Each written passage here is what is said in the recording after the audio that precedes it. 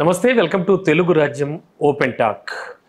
కేంద్రం నుంచి మొదలు పెడితే రాష్ట్రాల వరకు కూడా ప్రస్తుత పరిస్థితులు ఎలా ఉన్నాయి, ఏం జరుగుతున్నాయి, అలాగే వివిధ పాలసీలు కానీ కొత్తగా వస్తున్నటువంటి రిఫార్మ్స్ కానీ వీటన్నిటికీ సంబంధించి ప్రస్తుతానికి మనం మాజీ IAS, senior IAS and Loksatta వ్యవస్థాపక అధ్యక్షులు జయప్రకాష్ నారాయణ గారితో ఉన్నాం. సార్ దగ్గరకు వచ్చాం. ఈ విషయాలకు సంబంధించి కొంత విశ్లేషణ అలాగే మరిన్ని విశేషాలు ఆయన ద్వారానే విందాం. సార్ నమస్తే. నమస్తే రమణ. సార్ బాగున్నారా సార్? Fine, thank you. చాలా రోజులైంది sir. Thank you so much sir.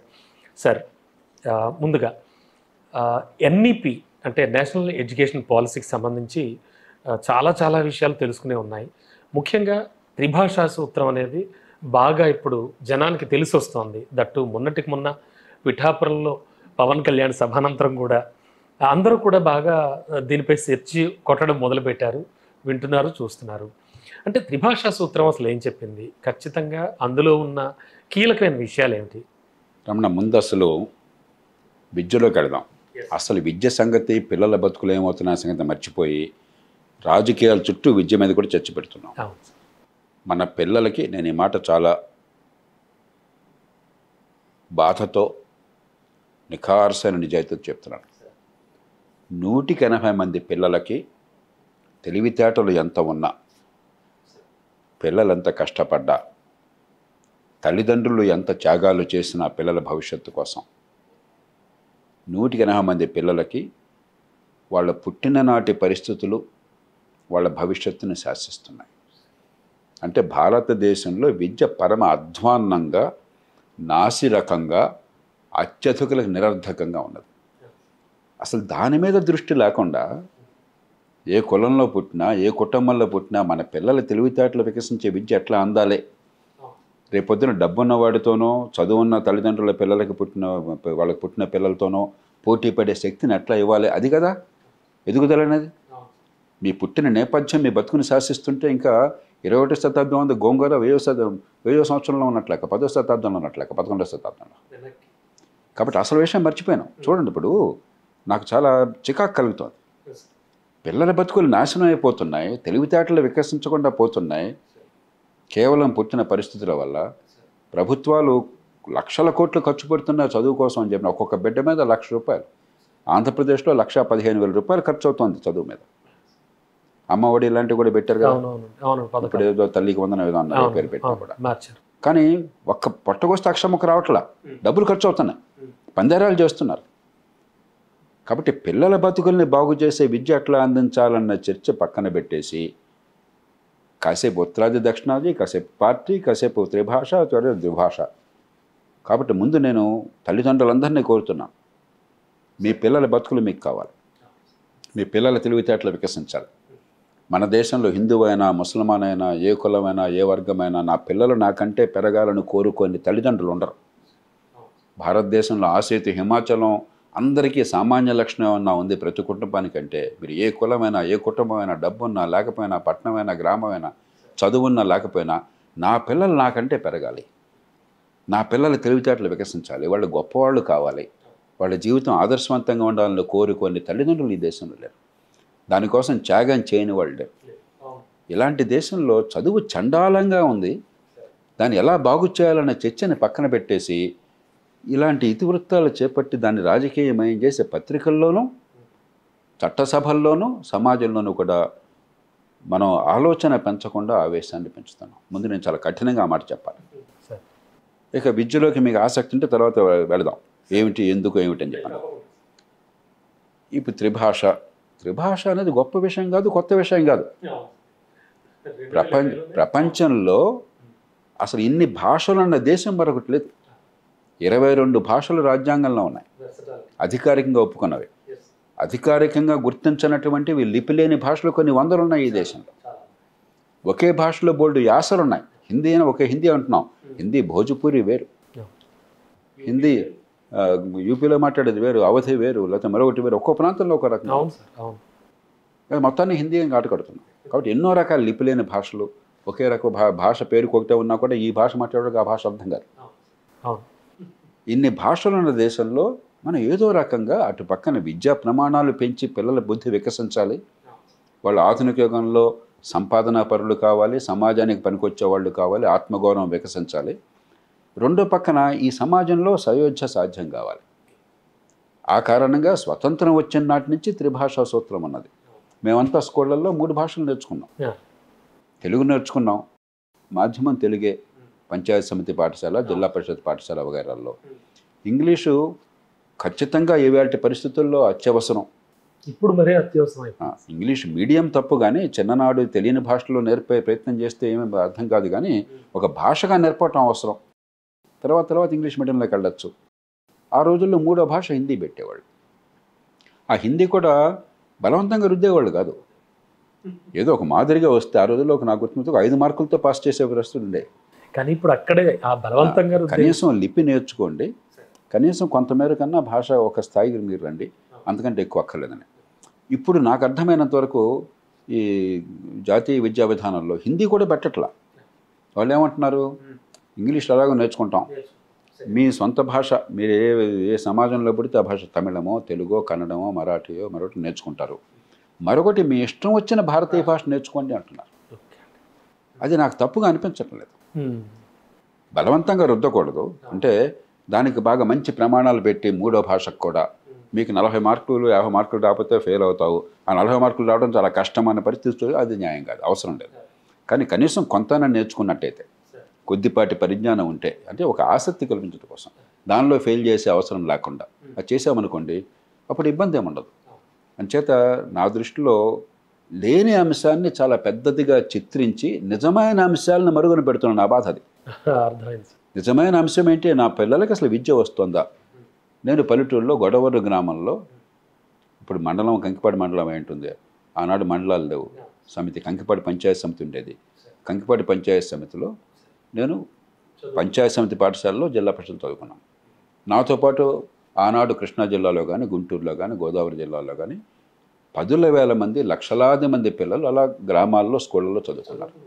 వాళ్ళల్లో అత్యధికులకు ప్రతిభ రాణించింది.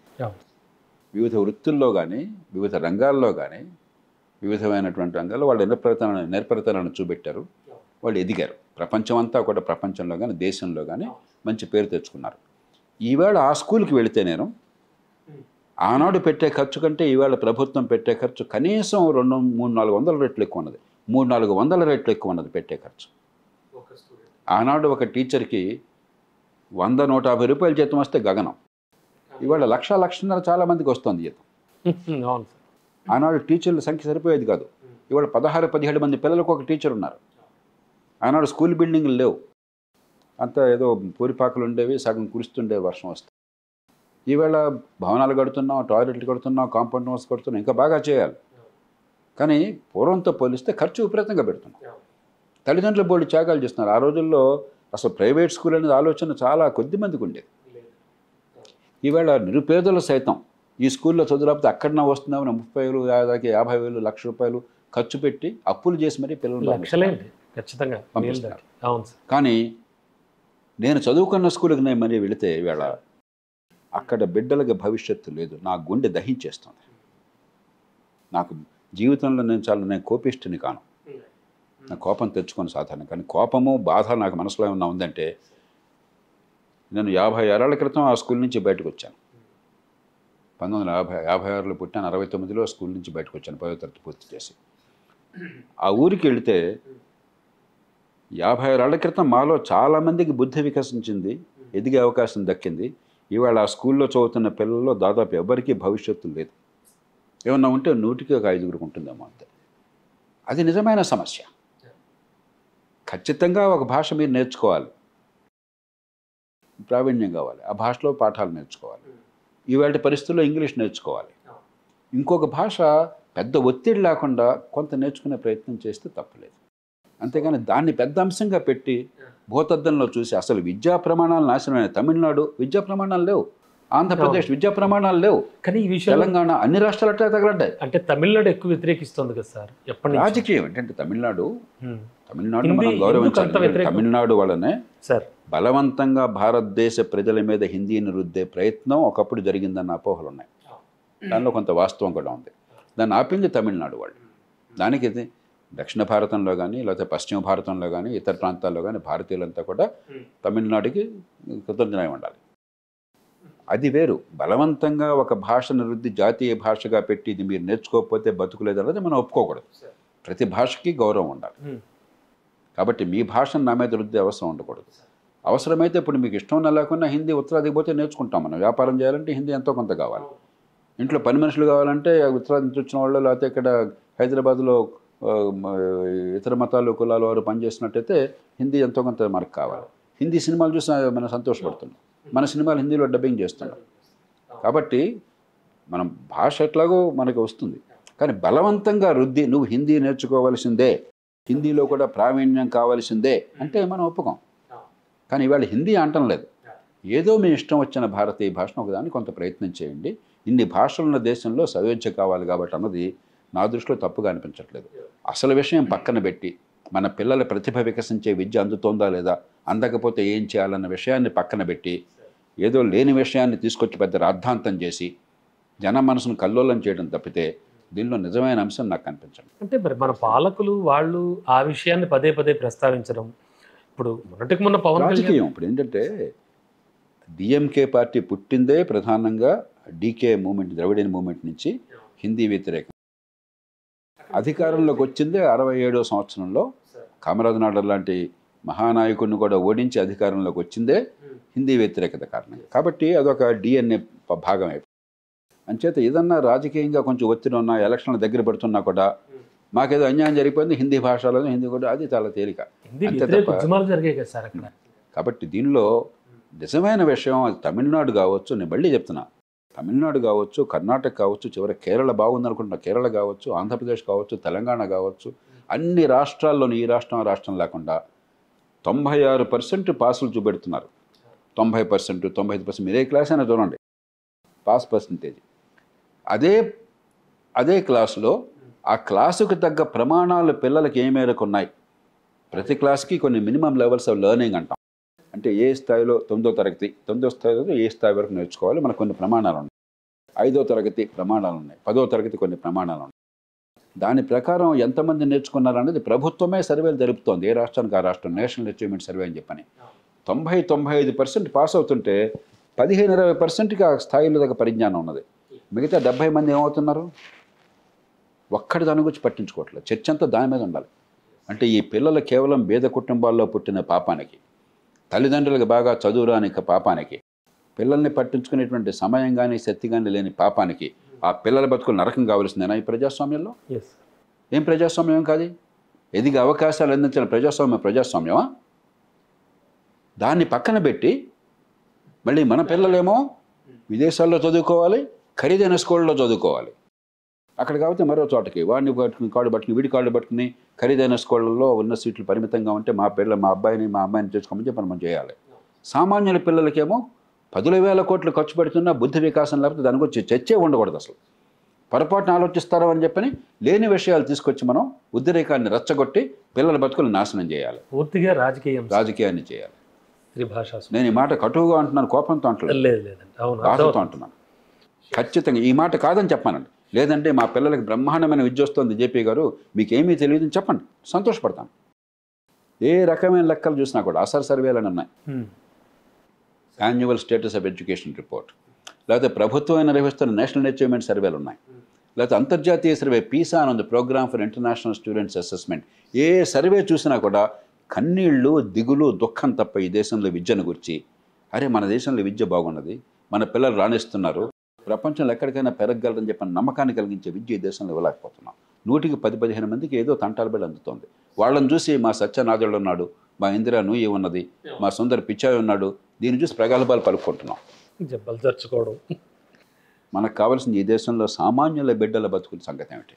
ఆ బిడ్డలకి నైపుణ్యాన్ని పెంచకపోతే, మంచి విద్య అందించకపోతే ఎలాంటి సమాజాన్ని సృష్టిస్తాం, ఎలాంటి ఆర్థిక ప్రగతి వస్తుంది, ఎలాంటి ఎదిగే అవకాశాలు పిల్లలకు అందుతాయి?